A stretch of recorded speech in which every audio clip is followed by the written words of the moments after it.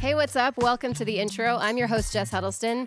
Today, you're going to meet Softcult, whose grungy shoegaze is electric and jam-packed with important messages. Here's Softcult performing another Bish.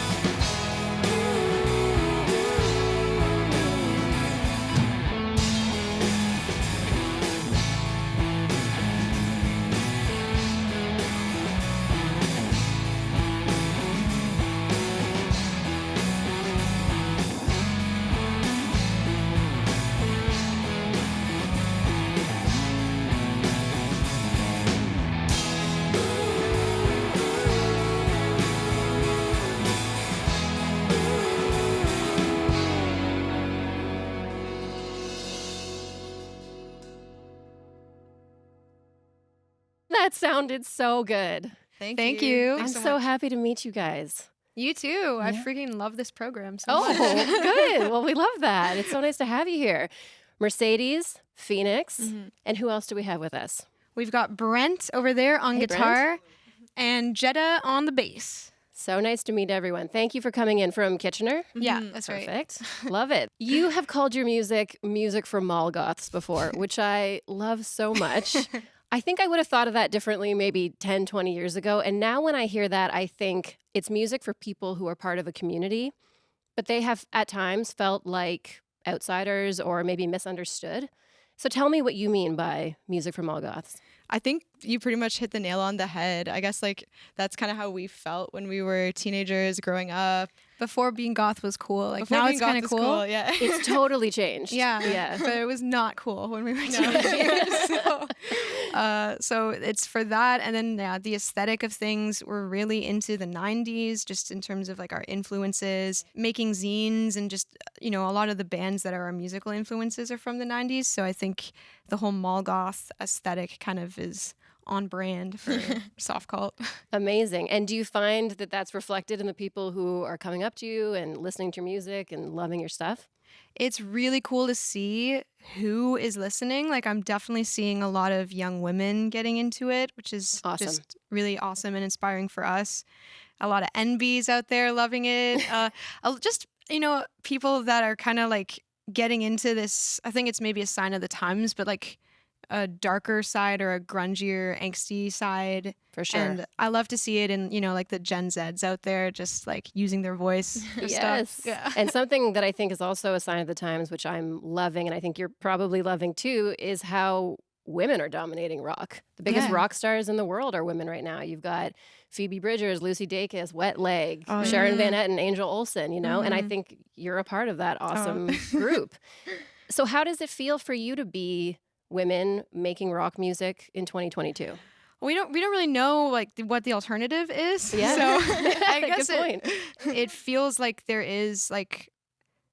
there will be people listening, and it feels like it's almost like a responsibility of ours to sort of touch on the topics that we had a hard time with coming up in the music scene when we were teenagers, right? Sure. Like we've experienced a lot of misogyny and toxicity within the music world.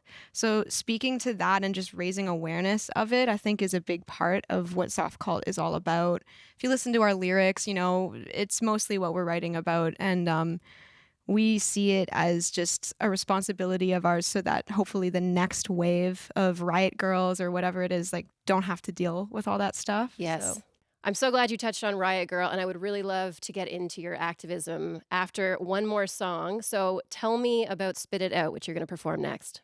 The subject matter of this song is mostly about like not drinking the Kool-Aid. So like in the music video, we've got a lot of cults imagery and stuff like that. And the chorus lyric pretty much sums it up where it's like, I tried a taste of your medicine.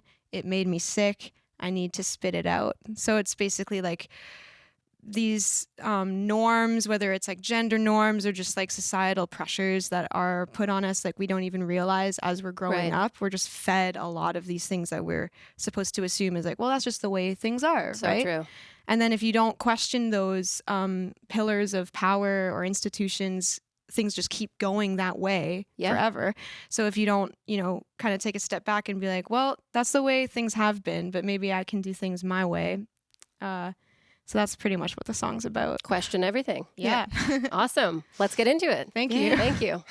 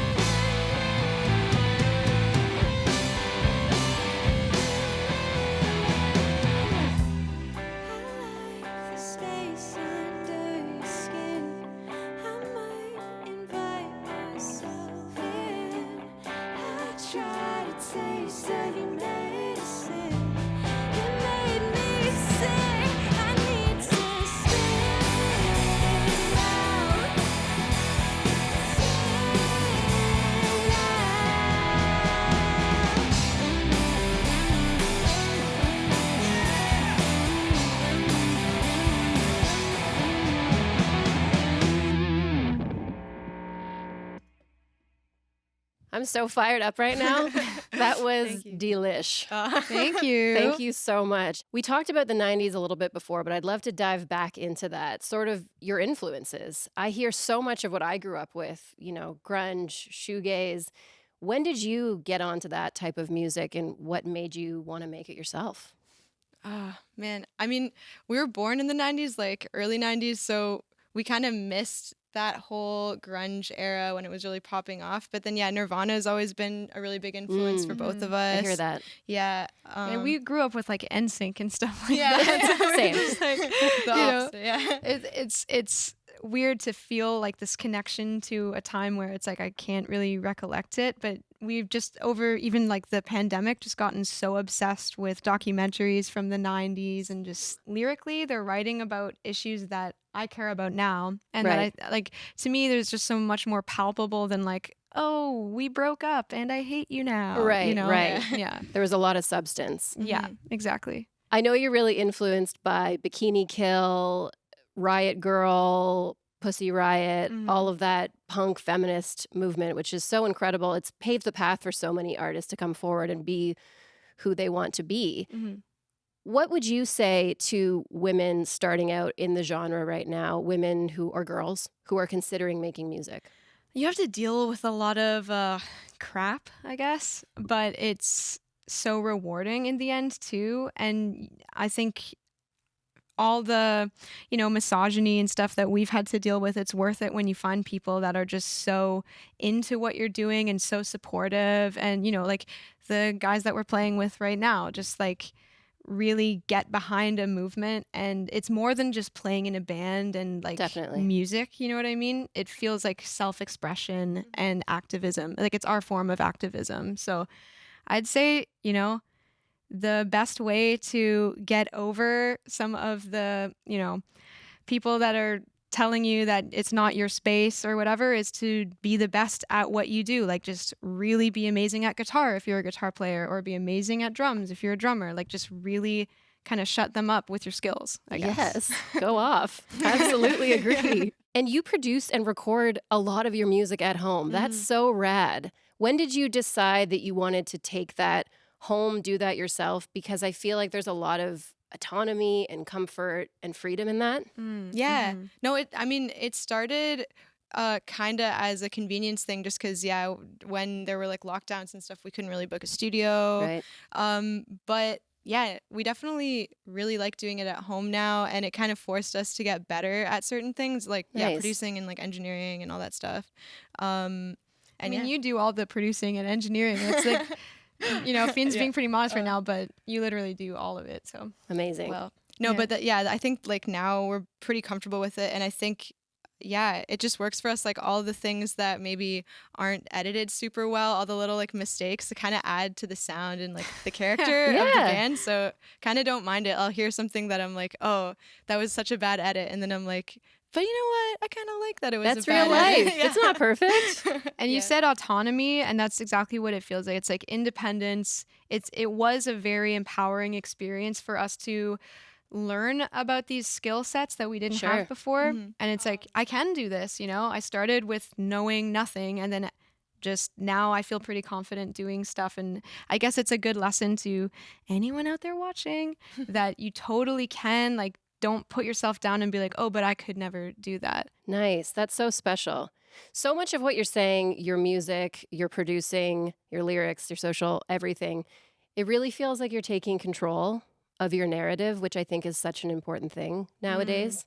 Mm-hmm. Definitely. Yeah. In the past, as little, like, we were super identical twins in the past, and I think we ran into some issues with producers, for example, that were like, oh, I could see you being the next this, you know? Right. And it's like, but that's not what I see. I see like who I am now, and I want to express that. So it is like important to get the art across and the message and everything that's intended. Yeah. It really feels good to be able to do it ourselves, for sure. That's awesome.